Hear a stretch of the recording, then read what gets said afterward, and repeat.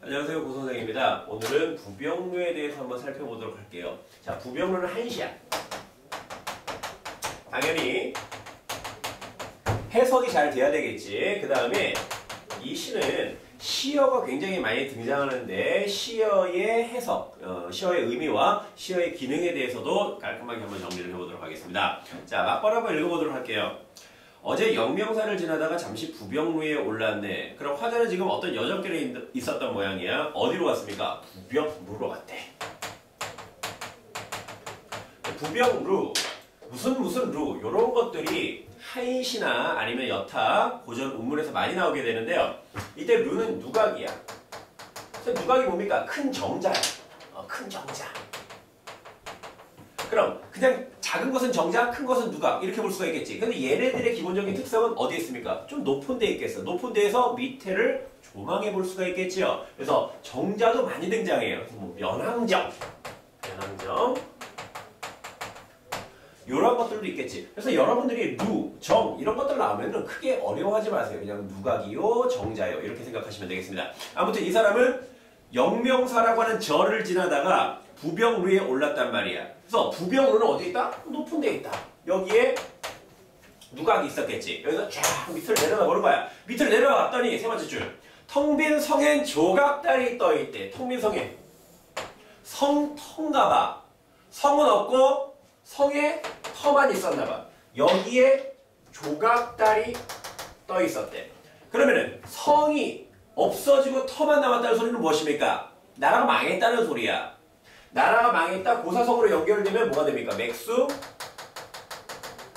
지탄이 되겠지. 근데 얘의 기능을 묻는 그런 문제들이 가끔 나옵니다. 그럼 조각달이 떠있다. 조각달의 기능은 뭐야? 야, 나라가 망했다. 플러스 정사야, 마이너스 정사야. 당연히 마이너스 정사가 되겠지. 마이너스 정사를 심화시켜주는 어떤 쓸쓸한 분위기를 조장해주는 시어라고 볼 수가 있겠다. 됐어요? 자, 그런데 선생님이 이제 수능식으로 가르칠 수가 있고 약간 내신식으로 가르칠 수가 있겠는데 요거를 약간 살짝 내신 쪽으로 한번 빠져보도록 합시다. 우리가 정확한 시어의 의미를 파악하기 위해서는 이때 상황이 굉장히 중요합니다. 요 시가 쓰여진 시대가 고려 말이야. 고려 말에서 이 화자가 성터를 바라보는데 이 성터는 어떤 성터야? 옛날에 망했었던 뭐 잘 나갈 때도 있었겠지. 하지만 옛날에 망했었던 고구려의 성터야. 지금은 언제야? 고려야. 그러니까 고려가 망할 때쯤에 고구려의 망한 그 흔적을 바라보면은 어떠한 정서를 느낄 수가 있겠어? 뭐 동병상련의 정을 느낄 수가 있겠지. 그때 동병상련의 핵심적인 공통부모는 무엇입니까? 바로 맥수지탄이 되겠지요. 무슨 말인지 알겠습니까? 그러니까 고구려의 성터를 바라보면서 우리나라도 지금 망하게 됐는데 라고 마이너스 정서를 날리고 있는 중이란 말이야. 텅 빈 성에 조각달 떠있고 천년 구름 아래 바위는 늙었네. 천년 구름, 시간의 흐름이지요.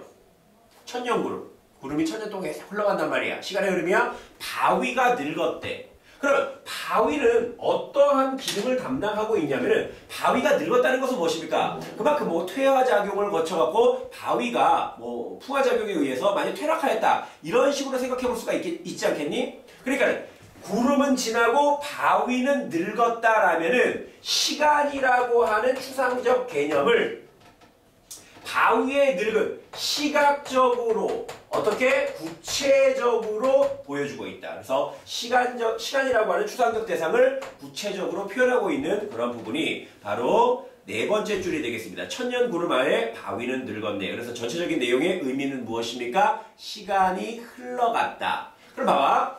세 번째 줄과 네 번째 줄 한번 묶어보자.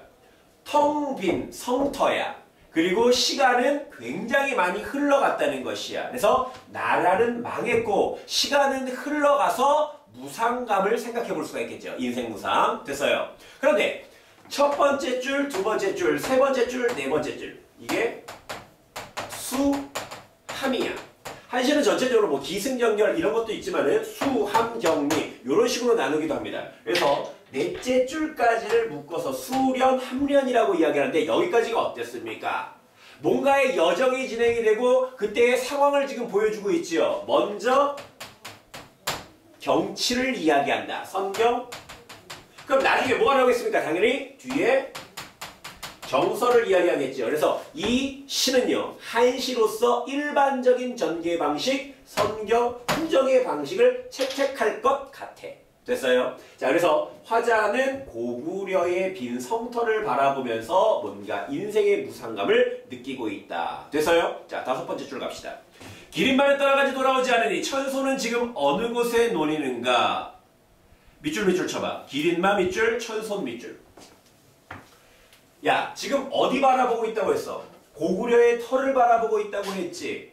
근데 지네 나라가 망하게 생겼다는 말이야. 그러면서 과거를 회상합니다. 이 두 줄을 묶어서 과거 회상. 그럼 기린마는 뭐고 천소는 뭐냐? 천소는요, 동명성왕이야. 고주몽이죠.